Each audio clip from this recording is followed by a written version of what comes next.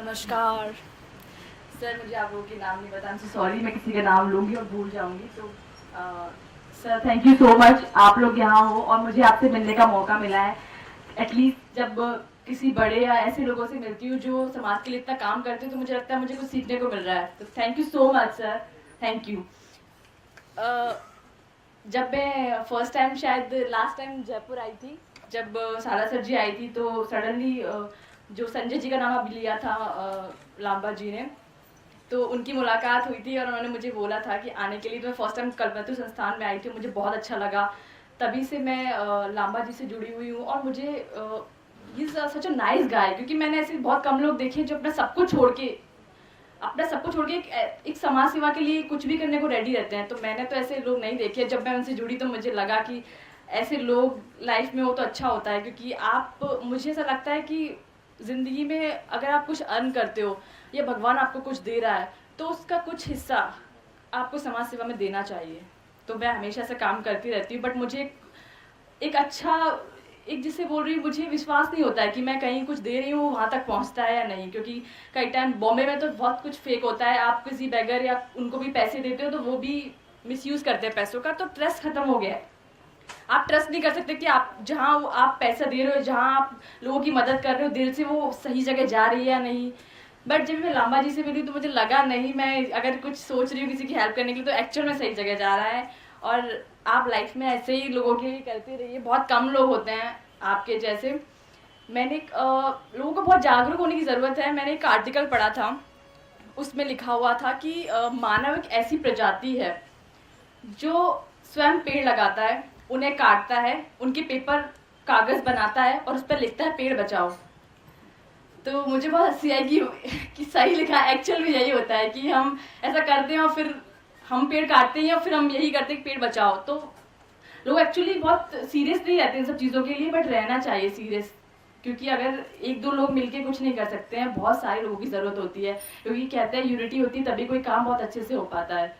तो मुझे लगता है कि मैंने प्रयास किया थोड़ा सा, तो आप लोग भी अपनी तरफ से थोड़ा प्रयास कीजिए। थोड़ा सा अपनी जितना भी आप अर्न करते हो थोड़ा हिस्सा उसका। मैं ये नहीं कहती, लोग ये बोलते हैं कि कहना बहुत आसान होता है। मुझे बहुत से लोगों ने बोला है कि बहुत ईजी होता है, लोग कह देते हैं इतना महंगाई होती है कौन कर पाता है। बट नहीं, अगर आप थोड़ा सा कर सकते हो दिल से, दिल से दिए हुए 10 रुपये भी बहुत होते हैं।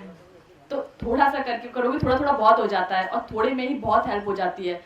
तो मैं तो यही कहूँगी आप लोगों से कि जितना आपसे बन सके एटलीस्ट हेल्प कीजिए। और मैं भी बॉम्बे जाके अपने को आर्टिस्ट या तारक में भी जो लोग हैं उनको बोलूँगी कि मैं भी इस संस्था से जुड़ी हुई हूँ, तो अगर वो भी कुछ हेल्प कर सकते हैं तो ज़रूर करें। मुझे लगता है कि वो लोग भी करेंगे, क्योंकि जब नरेंद्र मोदी जी ने तारक मेहता को नवरत्नों में शामिल किया, उसके बाद से हम लोग काफ़ी सोशल काम करते रहते हैं अपने अपने स्तर पे। जब भी मिलता है मौका जिसको जो करने का, ऐसा नहीं कि सफाई अभियान के लिए मिला है अवार्ड तो हम वही करें कि सफाई अभियान में फोकस करें। नहीं, हम लोग बहुत सी चीज़ों पर फोकस करते हैं और पर्सनली सबका अपना इंटरेस्ट होता है। तो मेरा पर्सनली इंटरेस्ट है कि अगर आपको मौका मिलता है तो आपको करना चाहिए कुछ ना कुछ। क्योंकि आज की लाइफ में इतनी फ्रस्ट्रेशन है कि अगर आप उससे हटके थोड़ा बहुत कुछ करोगे पेड़ पौधों के लिए, पशु पक्षियों के लिए, तो मुझे लगता है कि आपको बहुत अच्छा फील होगा। और अगर एक टाइम करके देखिए, मुझे तो अच्छा फील होता है, तो मुझे लगता है करना चाहिए। और एक टाइम करके देखिए। और बस ज़्यादा नहीं बोलूँगी, मैं भी बहुत बोलती हूँ तो भी आप लोग बोर हो जाओगे क्योंकि लोगों को मेरा कैरेक्टर अच्छा लगता है, बाबरी। रियल लाइफ में मोनिका नहीं, क्योंकि वो कैरेक्टर थोड़ा पागल टाइप का है इसलिए और मैं ऐसी नहीं हूँ। Okay, thank you so much. आपने इतना टाइम दिया, मुझे इतना बोलने का मौका दिया कि मैं अपने जो मैं सोचती हूँ, अपने थॉट्स मैं आपके सामने रख सकूँ। थैंक यू लांबा जी, और ऑल द बेस्ट। और मैं कोशिश करूँगी कि मेरे जैसे कई लोग आपके साथ जुड़े। Thank you so much. मुझे एक्चुअली बहुत कम मौका मिलता है ऐसे प्रोग्राम्स में जाने का। तो जब मुझे मौका मिलता है तो मैं ट्राई करती हूँ कि ज़रूर जाऊँ। तो मुझे अभी ग्वालियर में एक और प्रोग्राम किया था लांबा जी ने, बट मैं नहीं आ पाई थी। मैंने बहुत ट्राई किया था। तो अभी उन्होंने बोला कि जयपुर का प्लीज़ मत मिस कीजिए। तो मैं 12 o'clock वापस आई थी। मैं कल औरंगाबाद गई थी, तो वापस मेरे को सोने को भी नहीं मिला, इवन यू वोंट बिलीव। और मैं डायरेक्ट आई हूँ यहाँ पे, क्योंकि मैं नहीं मिस करना चाहती थी, क्योंकि ऐसे काम मुझे अच्छा लगता है करना और बहुत कम मौके मिलते हैं अटेंड करने के। तारक मेहता के बारे में मेरा किरदार आप लोगों ने देखा होगा, बावरी थोड़ी पागल टाइप की लड़की है। वो बहुत अजीब सी हरकतें करती है, लोगों को इरिटेट करती है, स्पेशली जेठालाल को इरिटेट करती है। वो बहुत इरिटेट रहते हैं कि बाबरी शॉप पे आती है तो कोई ना कोई मिस्टेक करेगी या कुछ भी करेगी, तो वो इरिटेट रहते हैं। तो थोड़ा कैरेक्टर मेरा इसलिए बहुत इंपॉर्टेंट है, क्योंकि पब्लिक उनको लाइक करती है, दोनों की केमिस्ट्री बहुत लाइक करती है।